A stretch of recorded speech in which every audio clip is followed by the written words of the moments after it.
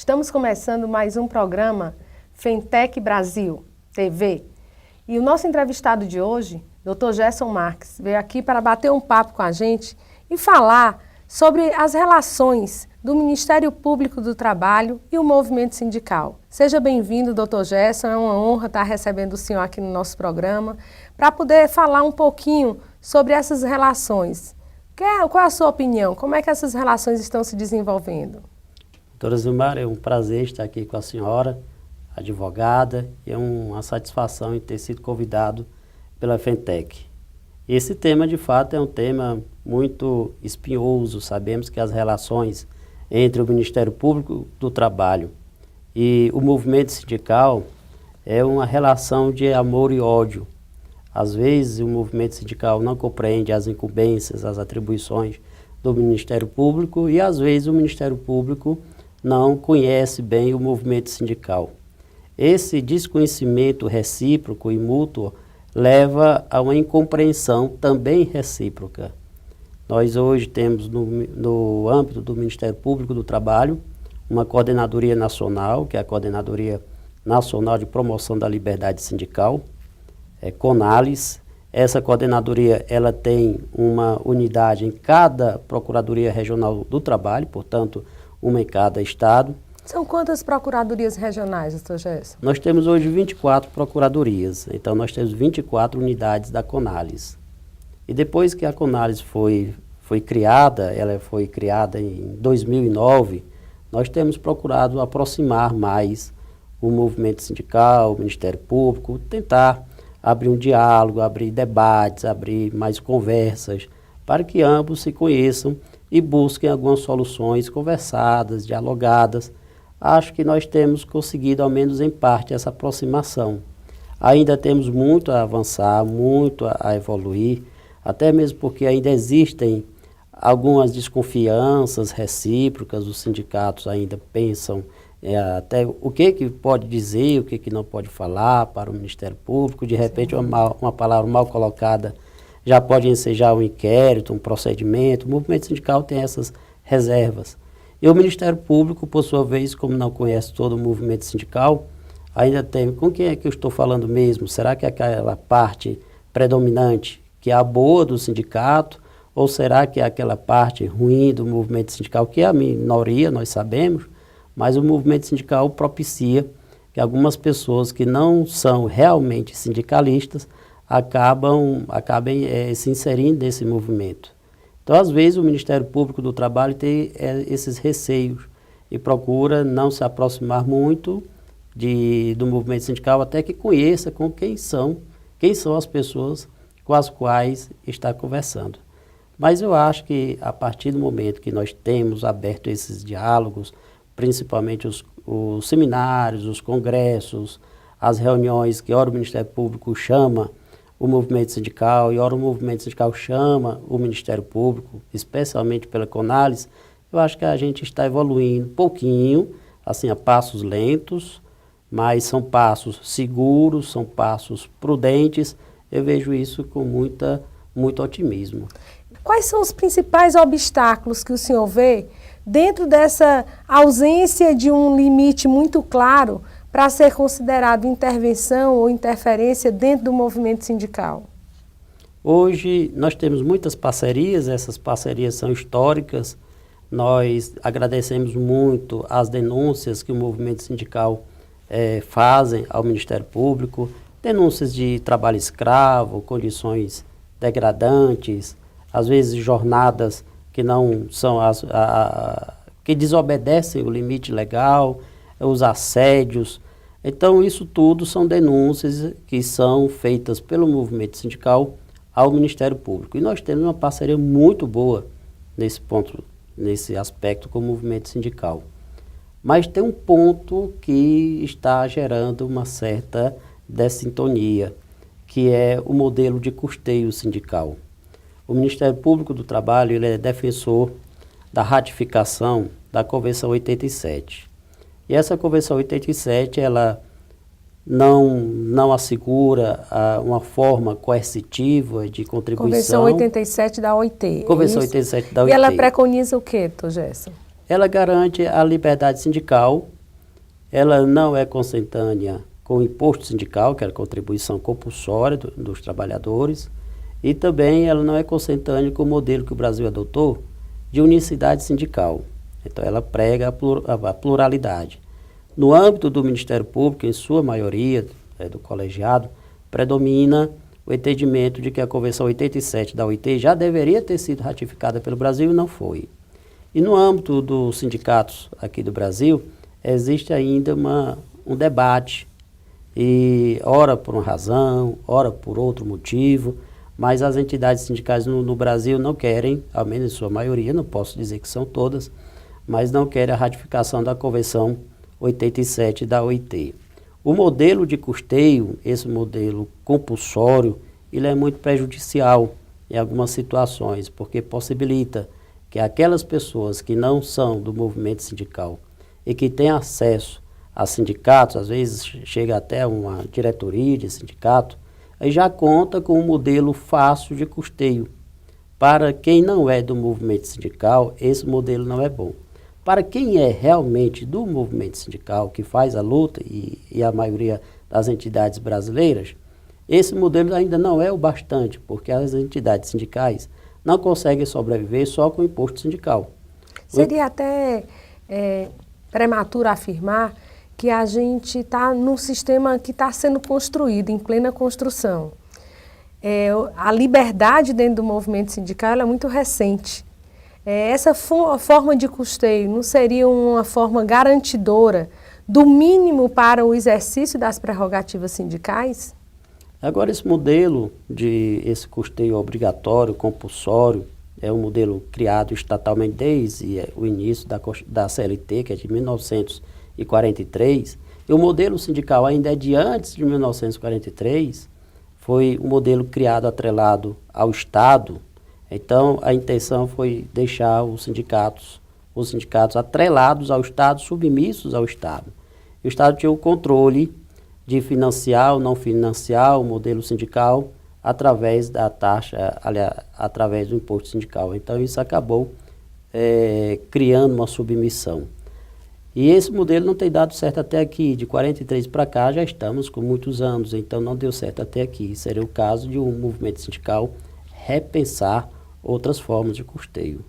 Essas outras formas de custeio, nós temos a contribuição obrigatória, e fora essa contribuição obrigatória, nós temos outras contribuições. Então, poderia falar para a gente um pouquinho sobre uma delas?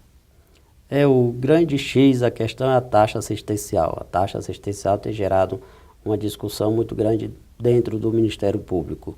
O entendimento do Ministério Público é aquele que já está consolidado na jurisprudência do Tribunal Superior do Trabalho, no precedente 119, que entende que só quem pode ser obrigado, né, pela entidade sindical a contribuir são os associados. Aquelas pessoas que não são associadas, elas precisam estar de acordo com a cobrança do movimento sindical da taxa. Esse é o entendimento do Ministério Público do Trabalho, levando em conta a interpretação do que diz a Constituição, do que diz a CLT. Perfeito. Vamos para um breve intervalo e retornaremos com a entrevista com o Dr. Gerson Marques, Procurador Regional do Trabalho da 7ª Região e coordenador do CONALES, Coordenadoria pela Liberdade Sindical do Ministério Público do Trabalho.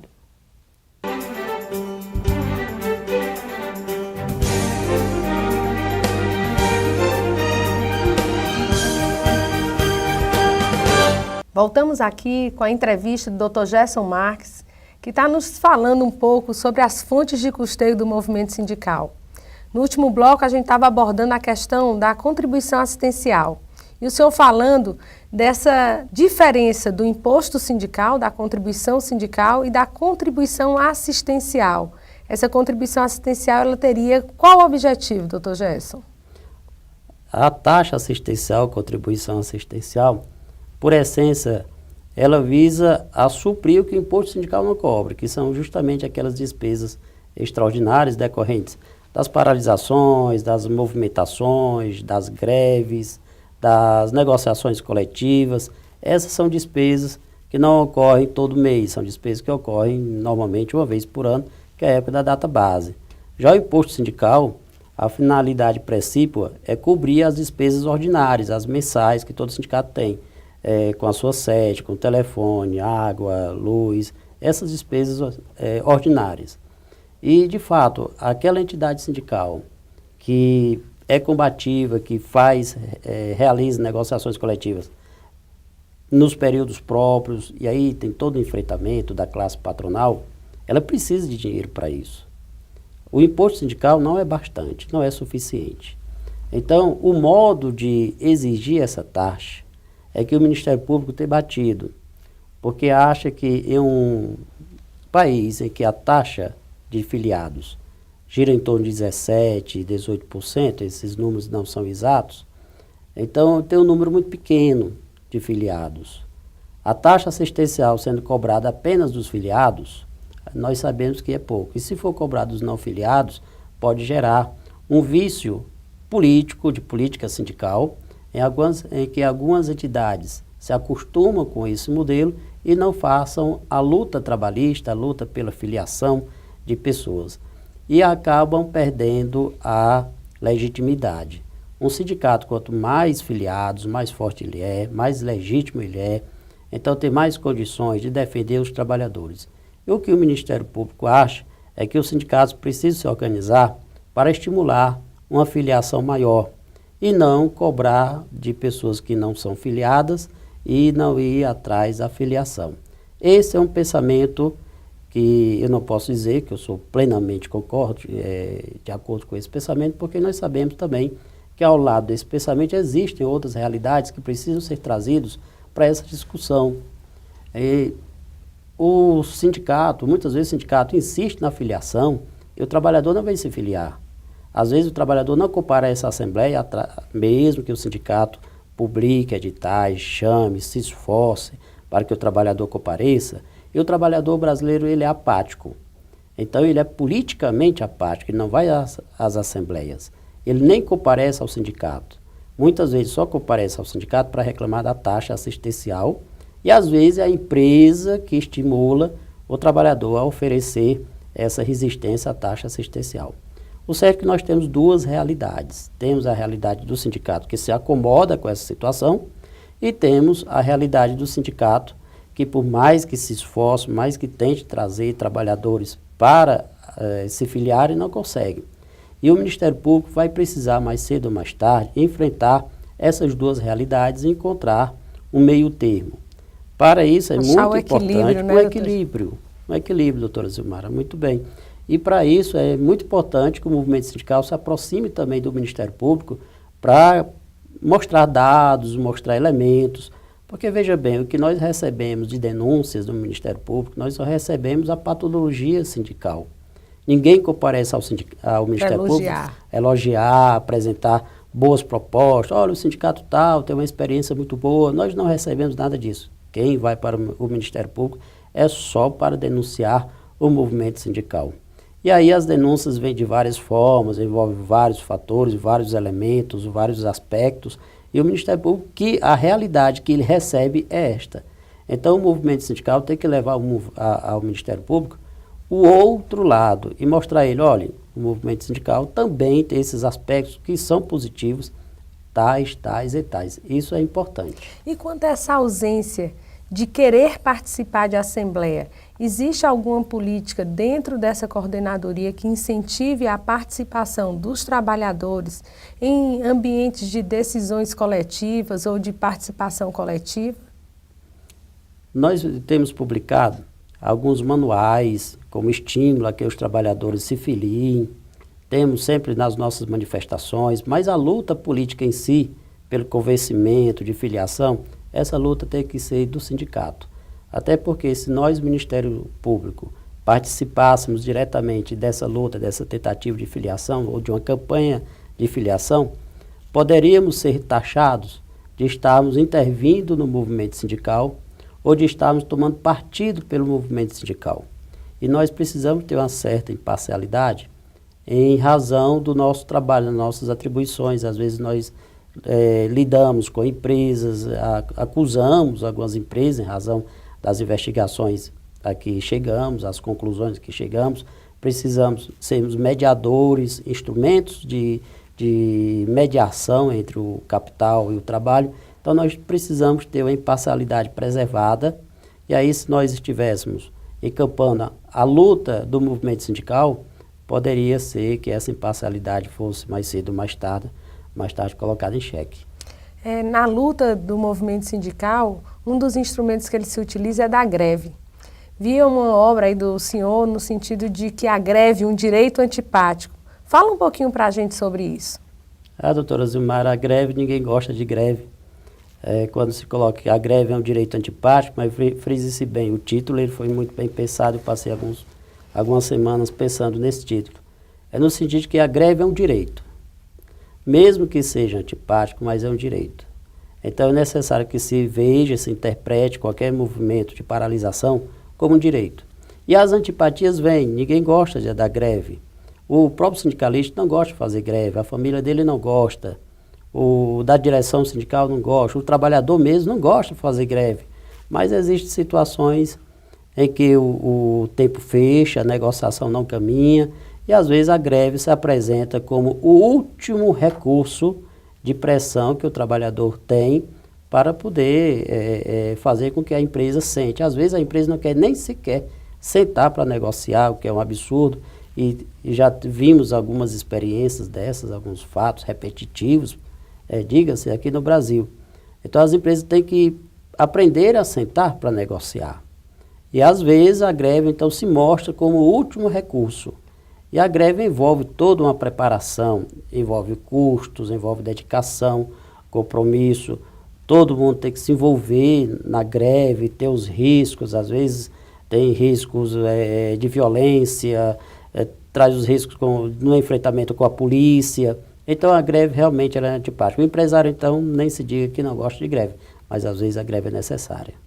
Temos muitos problemas referente à greve na não aceitabilidade por parte da sociedade também.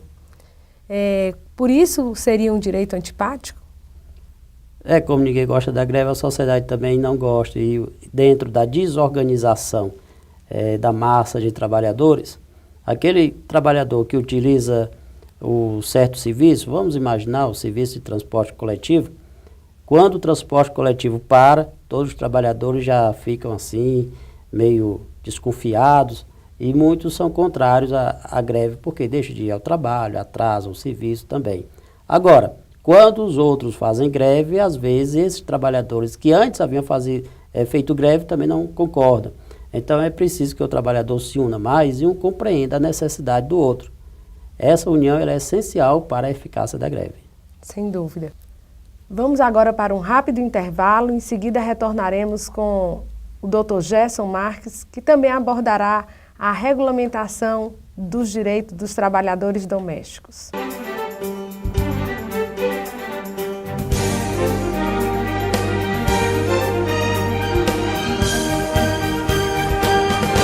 Retornamos com a entrevista com o Dr. Gerson Marques. Dr. Gerson, vi recentemente que o senhor publicou um livro referente à Lei dos Trabalhadores Domésticos. Como é que o senhor vê a organização sindical dos trabalhadores domésticos? Doutora Zilmara, a sociedade como toda ela precisa se organizar. Aquela concepção de que sindicatos é só para categorias econômicas, aquela perspectiva de que se não houver categoria econômica não se pode ter organização sindical, eu particularmente considero esse entendimento já ultrapassado. A organização sindical é mais uma das organizações que existe dentro da sociedade. E não é só para cuidar do aspecto econômico, do aspecto de capital, relação capital, trabalho, não. É uma instituição dentro da sociedade organizada que tem por função cuidar de um setor que são os trabalhadores. Não importa necessariamente que do outro lado esteja empresas, estejam empresários, mas sim que tenha um patrão. E na relação entre o trabalho, no trabalho doméstico, tem patrão de um lado e tem trabalhador do outro lado. Então, nada mais justo do que fazer o que a Constituição já estabeleceu, é reconhecer a organização sindical dos trabalhadores domésticos. Mesmo que esse reconhecimento ele seja parcial, em virtude da não organização patronal e a impossibilidade, portanto, da celebração da convenção coletiva? Dentro dessa relação, talvez seja mais difícil haver acordo coletivo, porque, em regra, o patrão é um patrão e um empregado. Em regra, é essa a grande maioria, a massa comum tem essa realidade aí. Mas não podemos esquecer também que existem grandes patrões, famílias mais abastadas, que possuem 3, 4, 5 empregados. Então, em tese, não haveria nenhuma proibição de um acordo coletivo. Agora, a convenção coletiva se torna mais fácil na medida em que alcançaria toda a categoria. Por outro lado, a dificuldade que há é uma dificuldade que não vejo uma dificuldade jurídica, eu vejo uma dificuldade fática, que é de os empregadores, os patrões se organizarem em entidades sindicais. Mais cedo ou mais tarde, se a força dos trabalhadores, se esses trabalhadores começarem a se organizar e tiverem sindicatos mais ativos, atuantes, os patrões vão ter que se organizar também. E isso vai facilitar a celebração de convenções coletivas de trabalho. Sob o ponto de vista jurídico, o Constituinte disse, olha, o empregado doméstico tem direito à convenção e acordo coletivo. E o mais que se vire o legislador ordinário, a sociedade, para cumprir o que a Constituição estabeleceu. Nós não podemos agora deixar de cumprir a Constituição. Podemos até achar que a Constituição poderia ter estabelecido algumas regras mais adequadas para o empregado doméstico, mas o que o Constituinte disse está valendo. O Constituinte não quis saber se é relação propriamente especulativa, que não é especulativa nesse caso, não tem interesse de lucro na relação entre o empregado doméstico e seu patrão, mas está lá na Constituição o reconhecimento das convenções e acordos coletivos de trabalho celebrados entre esse profissional e o seu patrão. O Ministério Público, poderíamos dizer, é o fiscal da lei. E como fiscalizar essas relações que se dão no âmbito das nossas residências? Como o senhor mesmo falou no primeiro bloco, que o Ministério Público hoje ele age provocado por denúncia. Essa denúncia, ao chegar no Ministério Público do Trabalho, vai receber qual tipo de tratamento? Se chegar denúncias individuais, nós não podemos fazer nada, porque são denúncias individuais, nós só agimos em denúncias coletivas. A não ser que haja trabalho de menor, e aí sim, se houver denúncia de que um determinado patrão tenha menor de idade fora do que a lei estabelece, aí nós podemos atuar, chamar o patrão, colher um depoimento, colher informações, esclarecer a situação. Se for verdade, aí nós podemos tomar as providências ou através do ajustamento de um termo de ajustamento de conduta, que é o TAC, firmado entre o Ministério Público do Trabalho e o patrão, ou então o ajuizamento de ações trabalhistas, em que visa a responsabilização desse patrão. Mas não sendo, nós só agimos em matéria coletiva. Agora, isso vai trazer uma dificuldade, eu acho que maior, para o Ministério do Trabalho e Emprego, que é o órgão encarregado de fazer a fiscalização em loco, ir lá no local, constatar. E essa relação de trabalho doméstico é uma situação muito sensível, porque nós temos, de um lado, a previsão constitucional que impede as pessoas de ingressar na residência, a não ser com autorização expressa do morador, do dono, ou então em caso de crime. Mas não sendo, nem o Estado pode invadir a residência do cidadão. Isso vai ser um empecilho para a fiscalização. O outro empecilho para a fiscalização no trabalho é um empecilho óbvio, que vem acontecendo mesmo nas empresas. Nós não temos auditores fiscais. O Ministério do Trabalho e Emprego tem passado por uma crise muito difícil. Eu acho que estamos vivenciando a maior crise do Ministério do Trabalho e Emprego, principalmente no que se refere aos auditores fiscais. Hoje nós temos um déficit enorme, a rigor o Brasil está descumprindo convenções já firmadas com a Organização Internacional do Trabalho, e isso é muito preocupante, muito preocupante. Enquanto o Brasil, nesse ponto está certo, estimular a criação de mais empresas, mas aí, por outro lado, não municia o Ministério do Trabalho e Emprego com o pessoal em número razoável que dê conta da fiscalização. E nós sabemos que se não houver uma fiscalização, entenda-se, fiscalização no sentido amplo. A fiscalização não só naquele aspecto coercitivo de ir punir a empresa, mas também a fiscalização no sentido mesmo pedagógico, de ir prestar orientação, explicar algumas coisas. Às vezes o empregador não cumpre a legislação porque não conhece. Então, por isso que em determinadas situações a legislação até prevê o critério da dupla visita. Mas sem auditor fiscal, sem fiscal do trabalho, fica muito difícil essa fiscalização. O senhor deu muita ênfase aí na questão do direito coletivo, né? Vocês só atuam quando o caso envolve direito coletivo. O sindicato cuida também de uma coletividade. Essa afinidade entre Ministério Público e também sindicatos, e também citado aí o Ministério do Trabalho, que cuidam da coletividade, cuidam dos direitos coletivos. O que está faltando para que a gente consiga falar a mesma língua? Porque pelo que foi tratado aqui, em todos os momentos, nós temos o mesmo objetivo. E esse objetivo, o que está faltando para que a gente consiga falar a mesma língua e conseguir a efetividade desses direitos? Eu acho que conversar. A gente só compreende a língua do outro se começar a conversar com o outro. Enquanto um estiver falando uma língua virado de costas e o outro também, aí ninguém consegue se compreender. Então, no momento em que os dois se juntam, se olham e começam a conversar entre si, vai trocando opiniões, eu acho que este sim é o caminho. Aí dá para se falar, chegar a um consenso.